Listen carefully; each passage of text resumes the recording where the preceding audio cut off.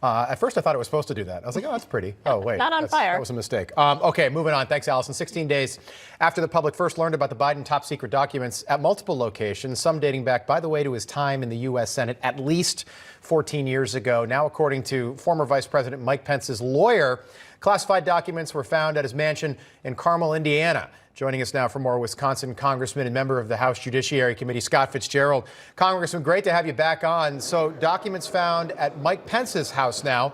Take a listen to what Pence said about the Trump documents just 2 months ago. I've not hesitated to criticize the president when I think he was wrong. And clearly possessing classified documents in an unprotected area is not proper. Okay, pot, meat, kettle, once again.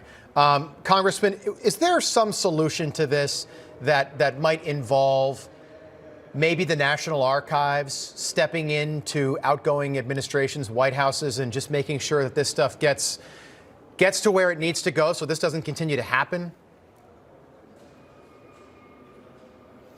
Yeah, obviously this has become now an institutional type of issue. So that goes even beyond what we thought we saw was playing out between President Trump and the raid on his own residence and, documents that were from Delaware to D.C. laying all over the place. And now the former vice president kind of weighing in at the last. We still don't know what the documents are. It could be scheduling. It could be anything from truly a classified document that was removed from a SCIF briefing.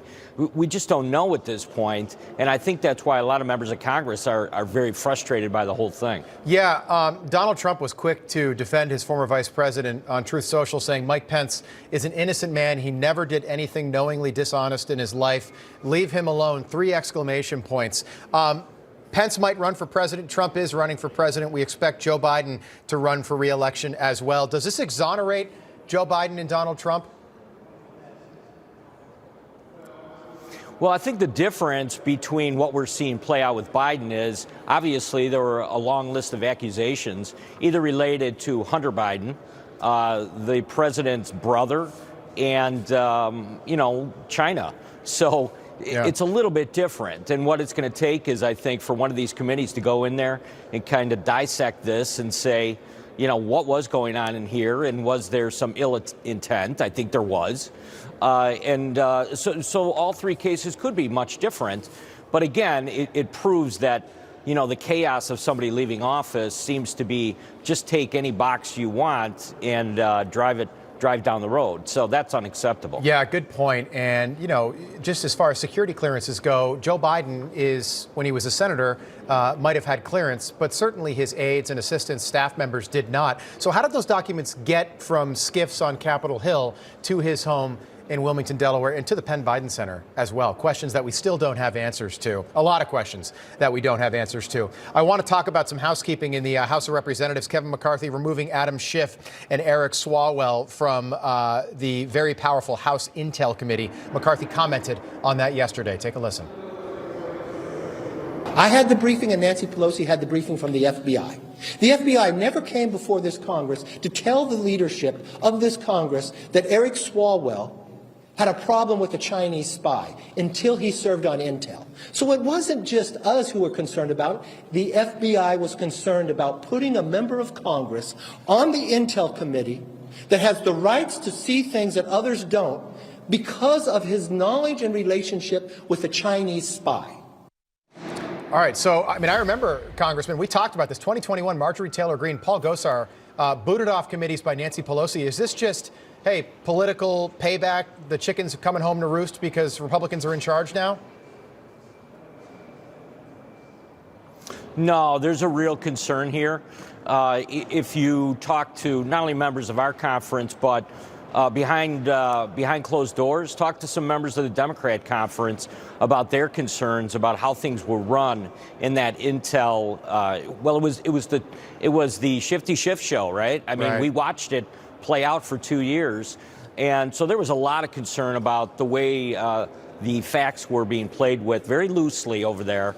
And, that's why the speaker was very clear with the conference. He said, listen, I need each and every one of you to have my back on this, but we're going to make a bold move here and throw these individuals off, because not only is it warranted, but it's a true security concern, and the conference was fully behind the speaker. Congressman, last night around midnight, and I know you're in Wisconsin, and you're also on the House Judiciary Committee, so I just wanted to get your take on the move by DirecTV. They removed Newsmax from all their cable systems last night, so 15 million plus people who would watch, who have DirecTV that had access to Newsmax don't have access as they wake up for the first time this morning. A petition has been circulating around Congress. Something like 50 members have signed that already. The list keeps growing, and especially I think it will continue to grow as people hear about what just happened. Your take on this, and just sort of the fact that we're still doing this. It's David versus Goliath. Nancy Pelosi didn't like Fox, didn't like OAN, certainly doesn't like Newsmax. She encouraged DirecTV to do this, and look, poof, they've done it. Yeah, the idea that any satellite dish corporation would be squelching the conservative voice is just not acceptable. I mean, everyone knows. I'm no bigger fan of myself, of Newsmax, and the way you guys handle and deliver the news on a regular basis.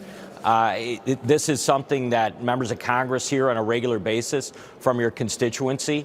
And sometimes it's, the local news angle that's being frozen out of these satellite systems as well. I mean, there were people this weekend that couldn't watch the NFC playoff games because of a local contract dispute. So, we hear about it from the customer perspective all the time when we're in the district. And I wish this could be resolved. And if Congress does have a way of playing into this, then let's talk about it and see if we can't get some resolution. Yeah, we hope so too. Congressman Fitzgerald, as always, we appreciate you joining us this morning. Good to see you again. Thank you. Okay, a lot more coming up this morning on